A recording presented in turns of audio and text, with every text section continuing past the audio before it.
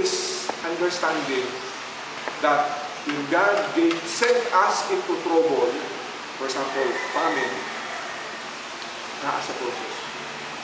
And there is blessing if we behave well, if we submit ourselves to God. How to trust them? Now, Genesis chapter 6. Now, here's the picture. Mauli siya ang place in our study in Genesis chapter 26. The place where Isaac and Rebekah lived is a place named Gerar. G-E-R-A-R. Now,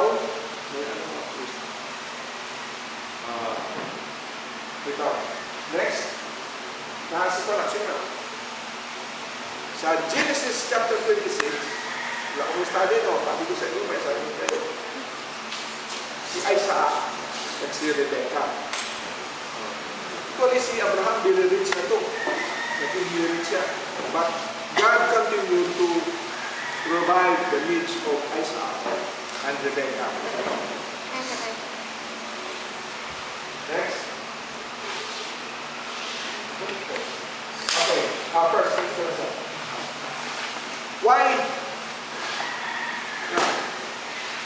why are we focusing or mentioning the life of Isaac and Rebekah?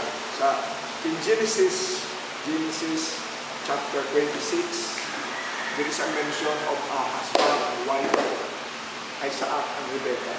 Why are we studying them during famine? Why? The answer is in Galatians 3:29. Because when we study their life, Isaac and Rebekah represents you and me. How? That we will learn. Because you know that Isaac and Rebekah is the seed of children ni Abraham.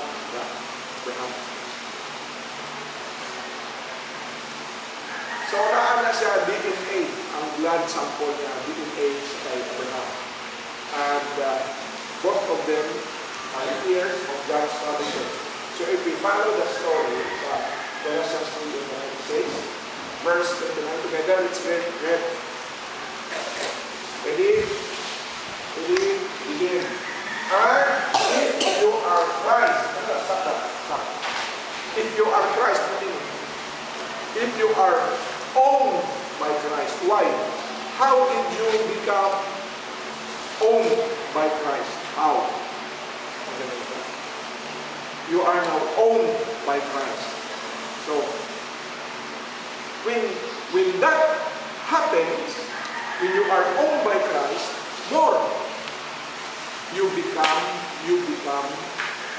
the offspring of Abraham. So, the same ka sa kay Isaac at kay Rebekah. That's why we are studying the life of Isaac and Rebekah. What's happening to them? What had happened to them has a similar relationship to us. Okay. So, sabi nila, again. If you are Christ, possessive. Now, possessive sa English, possessive noun. Owner, showing ownership. We are owned by Christ.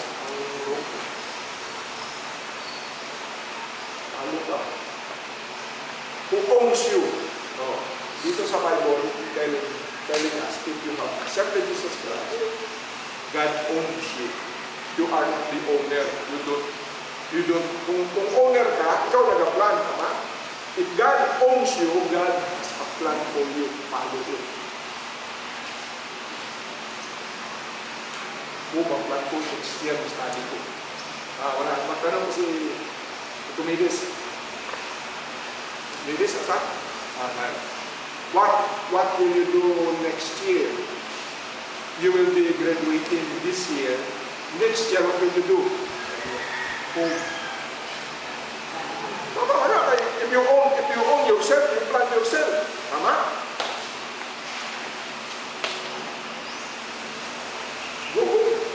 But if you know you are owned by God, you ask Him, Lord, hindi pa ko owner sa self ko. What do you plan to do?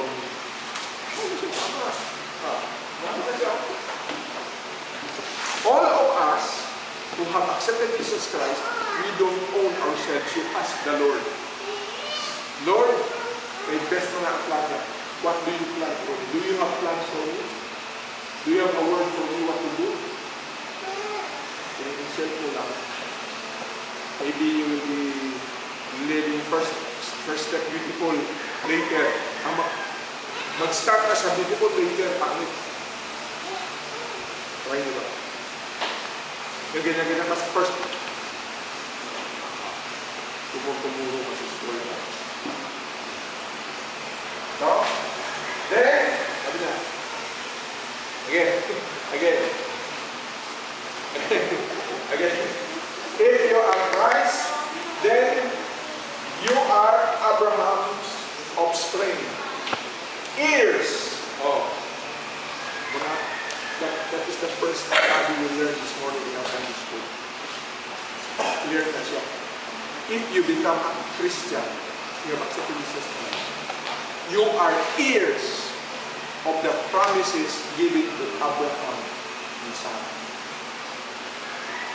Spiritually, ang mga Hudiyo physically, sa blood. Ang mga Christians spiritually. When we become Christians because we have accepted Jesus Christ, what promises was given to Abraham becomes our promises. Heirs, aminin siya. H-E-R-R-S. We inherit what Abraham received becomes ours. Clear na? So that's the reason why our study is centered, nakafocus kay Isaac, may kahilibika. Because the Bible, si Paul in Galatians 3:29 is telling us, we are heirs of Abraham in the spiritual truth. Next. Nasa Egypt. Nasa Asuela. Now, we will study Genesis 26 chapter 4. That's the life story of Isaac and Rebekah. The place where Isaac and Rebekah live is a place named G-E-R-E-R sa Saudi Arabia or sa Promised Land. Saudi Arabia. The location is southeast of Gaza sa Israel. So, Promised Land siya. Gerard. Still in the Promised Land of God.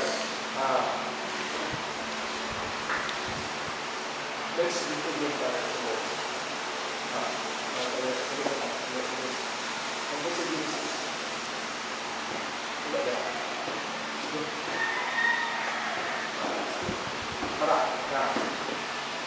Verse 1. Verse 1, please. Together. Now there was a famine in the land besides the former famine that was in the days of Abraham. So, before, si Abraham, may famine na doon. Now, this is the second famine. Si Abraham, patay na. Si Isaac na ang buhay at saka ang asawa niya sa Rebekah.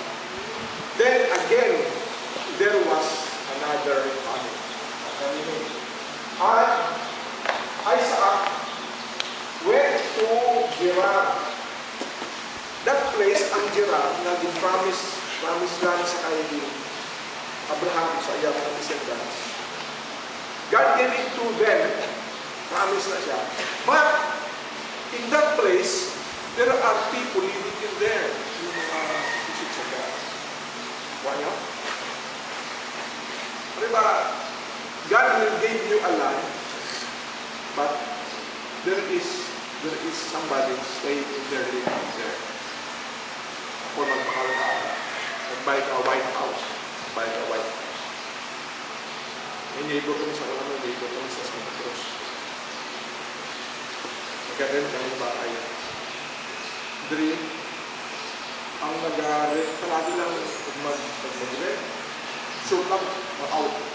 Yung mag-rent naman, sure, out. Just Nag-rent sila, 1 week, 1 month. Change naman. Not magalong. Why? Sabi niya, my reflection. My wife,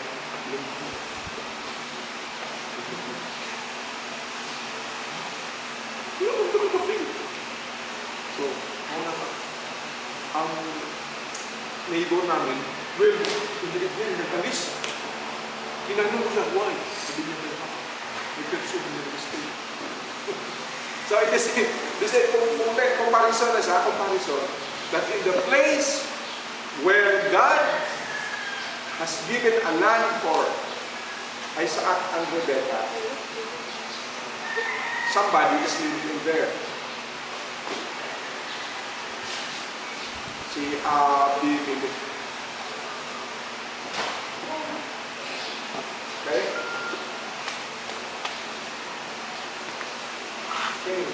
King Abimelech.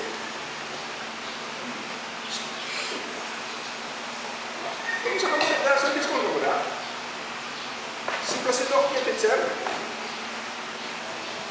verse 2. Verse 2. And the Lord appeared to him and said, do not go down to Egypt, dwell in the land which I have told you. Amen? Amen? Si Isaac napunta sa Iraq. The Lord told him to stay there in Iraq. Even have famine. Bawal. Don't go to Egypt. That is what Abraham did before sa famine. Punta sa Egypt. Inaalipod. But this time, God told Isaac, don't go down to Egypt. Stay in Iraq. Now, nasa Gaza. So, Gaza is still a promised land for the children of Israel. Verse 8. So, Isaac lived in Iraq. When the man of the place asked him about his wife, he said, she is my sister.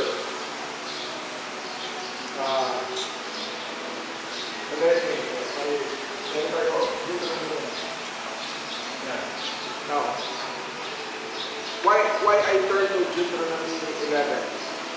The Lord said to Isaac, sabi ni Isaac, don't go down to Egypt. Even you have no problem, famine here. Ano gani ko may problem ka? Do not escape. God told Isaac, famine here, stay, don't go to Egypt. What's the reason? Deuteronomy 11:11. The reason why.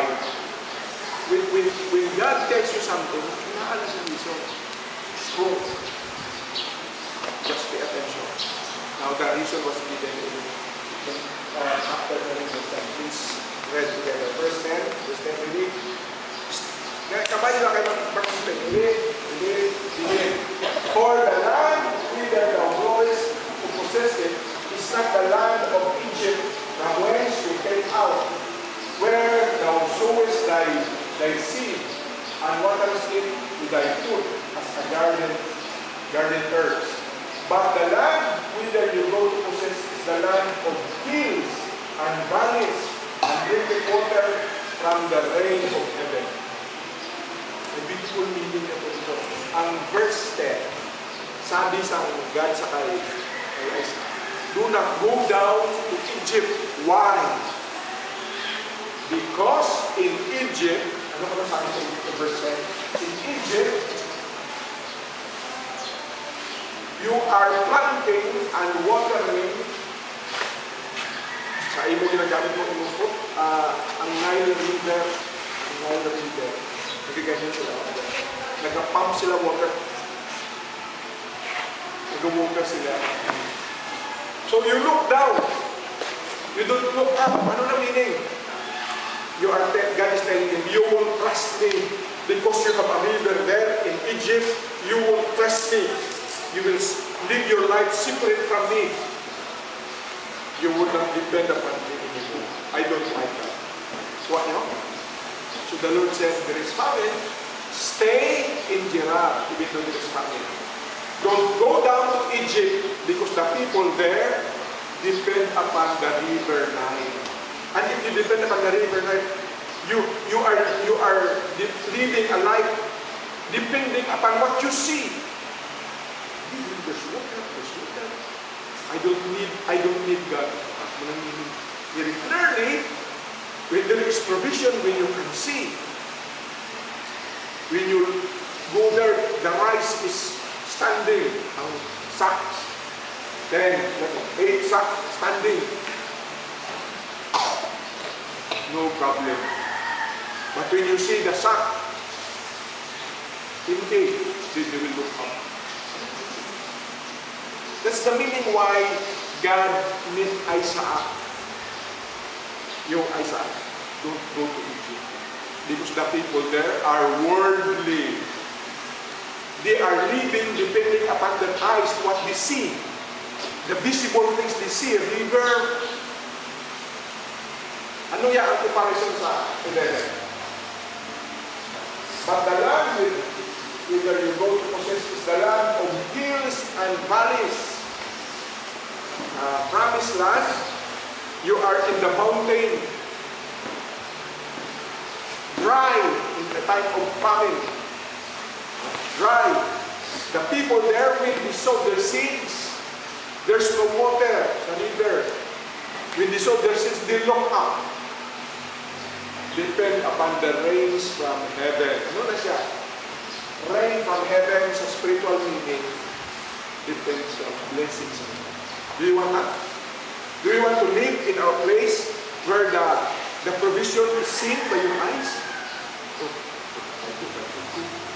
But in a place where you cannot see anything, there's no empty, you depend upon God. There will be rain of blessings from Him. Baka atuya sa kamay ko mo sila. Ituya sa kamay sa God. Blessing.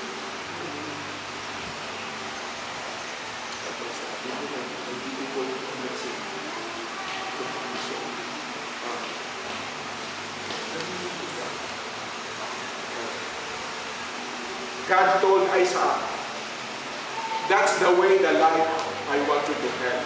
A life that depends every day. Ang prayer din, our Father who art in heaven, give us this day. Not give us this month or this year. File mo sa pastor house, ang food, ang rice.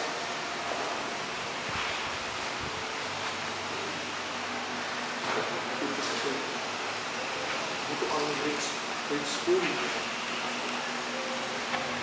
God wants us to live every day, every moment, depend. Kumain ang mata mo, wala sa may nakita. Kung may makita ka, mata mo, may makita ka.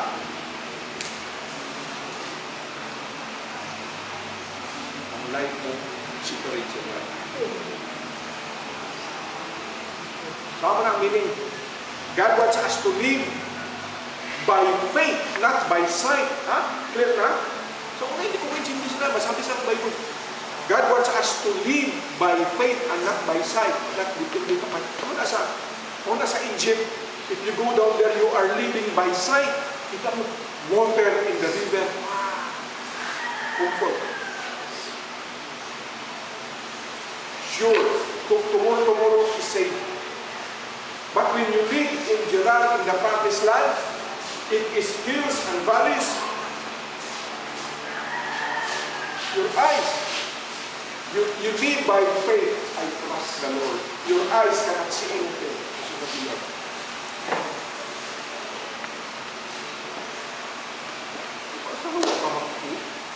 Your eyes cannot see it. Yung nakita ko sa computer, yung nakita sa mata mo, that is Egypt. Nakita sa mata mo, never mind, basta may dollar. Never mind, na-divorce na siya. Ang asawa niya old, alive, never mind. Basta may dollar. I will be there. Ako na siya. Kumari siya. Next, balik pa sa Genesis. Genesis verse 7. Okay? Now, we know now the reason why the Lord told Isaac, stay in Gerar. Don't go down to Egypt. Because when you go to Egypt, you won't depend upon me. I want you to live not by your eyes. Live according to your faith. Your faith has an eye to God. Now, doon na sila. Doon sa Gerar. What happened? Verse 7. Together, let's read together. Hindi ko mag-story. That don't read the story. Verse 7. When the man of the place asked him about his wife, he said, "She is my sister." So he turned to say, "My wife," thinking, lest other men of the place should kill because of Rebecca, because she was not thinking of appearance. Problem pala pag beautiful lang yung wife. Problem. Pag beautiful lang yung mga wife, it will cause you to lie. Pag-lie na ito. Beautiful man. Sabi sa iba, kung ang iyong asawa pa, kahit iwan mo dyan, wala sa may magkalat. Wala pa sa may mag-interest. Pero kung beautiful listen ka sa kaya, may problem ka, listen sa kaya isa. Kay si Rebecca. Beautiful. Pinabahan siya. Sabi ni may singer si Andrew, umanap ka ng pangit, ibigin mong tunay. Ay kung maghanap ka ng beautiful danger ka, kukunin ng iba. Now, so, Isaac tend to lie to protect himself. Sabi niya kung sabihin ko nga wife ka, actually na ko kung so, nag-protect siya. So, gin-accept sa king si Abimelech. Accept. Tumuro. Ang king, may balcony. Gamo na ang king, balcony. Kita niya. Kita sa king. Doon si Isaac at si Rebecca. Sabi sa King James, nag-play. Sporting.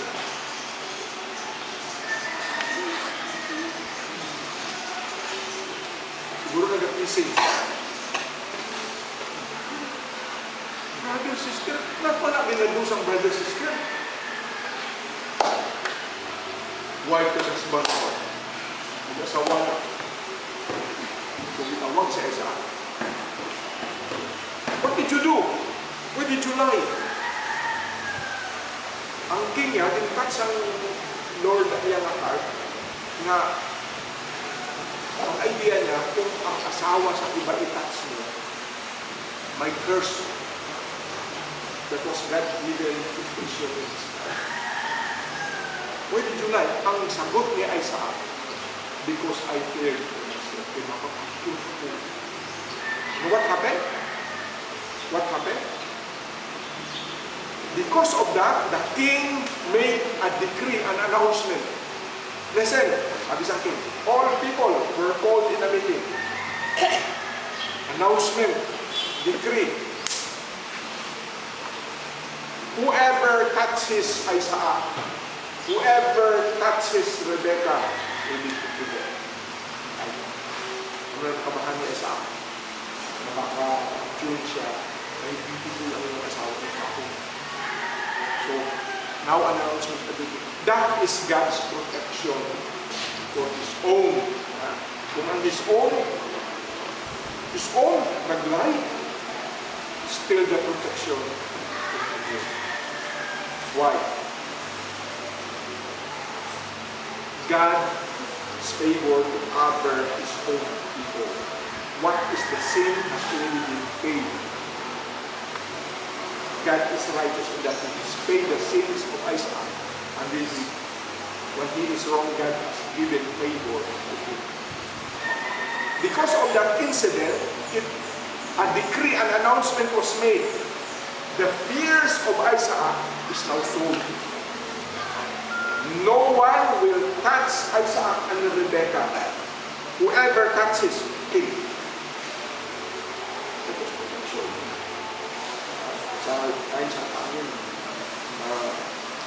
God is giving protection to His own children. As a verse 8, verse 8. When he had been there a long time, ability of Philistines ako ng Filistina now. Look out the window and saw Isaac laughing with Rebekah and his wife. So Abimelech called Isaac and said, "Behold, she's your wife." Sabi mo sa akin, sister, wife ko na siya ba? How then could you say she's my sister? Isaac said to him, "Because I thought, lest I die because of her." Kabahan ako. Ay, hindi ko naman siya baka. Aksyon ako, ang asawa. Verse 10, Abimelech said, "What is this that you have done to us? One of the people who have easily have lain with your wife, and you will have brought guilt or curse upon us." So Abimelech warned all the people, saying, "Whoever touches this man or his wife shall surely be put to death." That was God's care for Isaac and Rebekah. Verse 12. And Isaac, verse 12.